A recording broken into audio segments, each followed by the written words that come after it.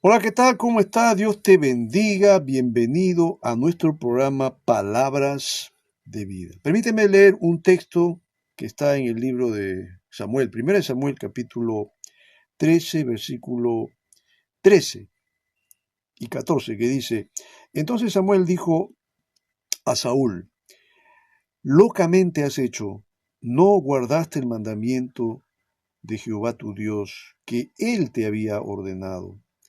Pues ahora Jehová hubiera confirmado tu reino sobre Israel para siempre, mas ahora tu reino no será duradero.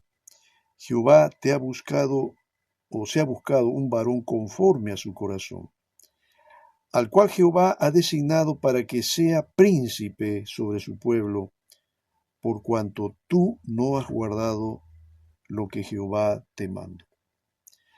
Esto lo dice Samuel a Saúl. Tú sabes que Saúl fue el primer rey que tuvo Israel.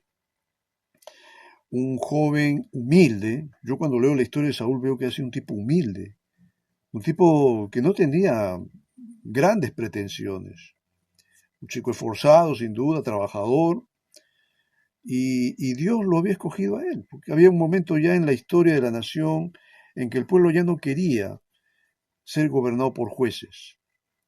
Aparte que Samuel, que fue un buen juez, fue un hombre de Dios, nadie duda de eso, pero tuvo sus hijos que no andaban conforme a su padre, y eran chicos que andaban chuecos, como decimos popularmente, andaban torcidos, no andaban bien. El pueblo al ver eso se desalentó con respecto a la labor del juez y ellos quisieron pues que haya un rey. Al igual que las naciones paganas de aquel entonces decidieron que haya un rey.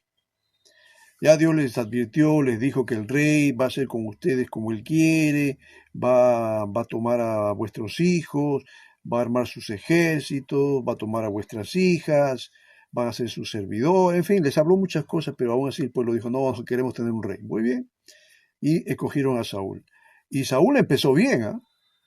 Empezó tímidamente, un chico medio, yo lo veo al inicio como un chico de poca autoestima, pero después cuando eh, se, se, se manifestó una guerra contra los amonitas.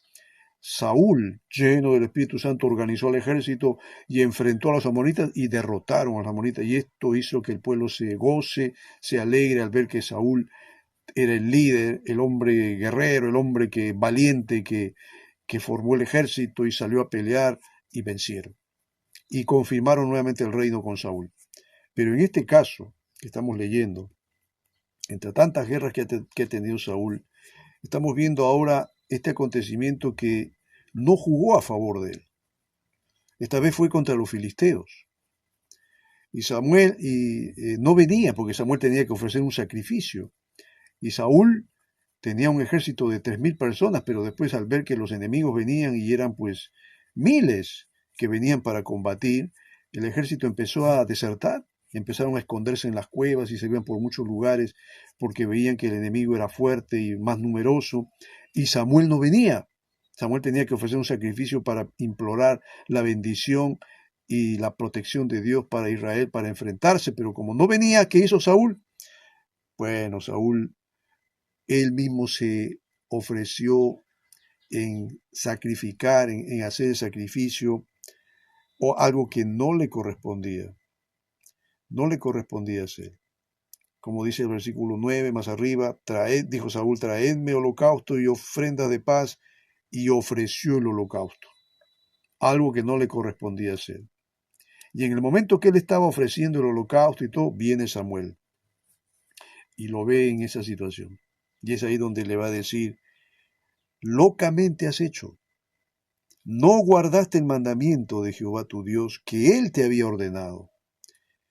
Pues ahora Jehová hubiera confirmado tu reino sobre Israel para siempre. Mira, ese acto de haber hecho algo que no le correspondía, que era propio del sacerdote, lo descalificó a Saúl. Y yo puedo decir que desde ahí empezó la caída de Saúl. Y no solamente eso, sino que ya Dios había previsto, y se lo va a decir, ¿eh?, que va a ponerle a un sucesor, a alguien que lo va a reemplazar a él, cuando dice: mas ahora tu reino no será duradero, le dice Samuel. Jehová se ha buscado un varón conforme a su corazón. ¿Quién es ese varón? Es David, porque él sería quien suceda a Saúl, al cual Jehová ha designado para que sea príncipe sobre su pueblo, por cuanto tú no has guardado lo que Jehová te mandó. En otras palabras, ¿por qué Dios desechó a Saúl? Porque no guardó lo que Dios le había ordenado. Cada uno en sus funciones. El rey tenía que hacer lo suyo, sí, organizar ejércitos, salir a la guerra, pelear, pero él no tenía por qué inmiscuirse en la labor sacerdotal, cosa que le correspondía solamente a los sacerdotes, y en este caso Samuel. Y claro, uno se pone a pensar, y yo digo, mira, una primera falta que cometió este hombre, y ya prácticamente Dios ya estaba determinando buscar un suplente. Ahora yo me pongo a pensar en David. David también, cuando fue rey, David cometió errores. Y el peor de ellos tal vez fue el haber cometido adulterio, ¿no? Matar al esposo de Betsabé, mandarlo a matar, mejor dicho, en la guerra, a Urías Eteo. Ya había tenido relaciones íntimas con la mujer de él, había caído en adulterio, y la mujer tuvo un hijo, y la mujer parece que nunca se lo dijo a su esposo, y el hombre, y él tampoco supo que su mujer había tenido relaciones sexuales con David, así que David lo mandó a pelear y lo pongan en la parte más fuerte de la batalla, ahí lo dejen solo y que lo maten. Y lo mataron los enemigos. Algo que a Dios no le agradó, porque luego Natán el profeta se lo va a echar en cara. Pero no, Dios no actuó de la misma manera como actuó con Saúl. Que este pecado que cometió, que fue tan grave, no hizo que Dios le diga, bueno, buscó a otro sucesor que te va a reemplazar. No dijo eso. ¿Cuál fue la diferencia entre Saúl y David? Yo creo que es la actitud del corazón. Me parece que el corazón de David fue más sincero que el de Saúl. Me parece que el corazón de David fue un corazón diferente al de Saúl. Yo no veo a un Saúl arrepentido, por ejemplo. No, no lo veo. Pero sí veo a un David que se arrepentía y se humillaba y se postraba ante Dios. Y esto es lo que uno tiene que hacer cuando comete una falla, un pecado, un error. ¿Qué hace el creyente cuando peca? Tiene que ir a la presencia de Dios y humillarse y pedir perdón. Eso es lo que hay que hacer. En cambio, aquel que peca y nunca se humilla y, sí, pequé, bueno, ¿qué voy a hacer? Que Dios me perdone, pero sigue pecando. Entonces uno ve que ese creyente no tiene temor de Dios. Yo creo que Dios conoce los corazones y conocía el corazón de Saúl perfectamente y sabía cómo iba a reaccionar Saúl. Y Dios nunca se equivoca, porque vemos que Saúl después se volvió un tipo egoísta, un tipo egocéntrico, un tipo que tenía un delirio de persecución, ya estaba medio enloquecido, quería matar a David porque sabía que él iba a sucederlo. O sea, vemos ese tipo de cosas. David no fue así, no. Aun cuando su hijo mismo quiso quitarle el trono, Absalón, David huyó, claro, y él dejó que sea Dios quien determine la suerte de ambos. Y Dios siempre favorecía a David.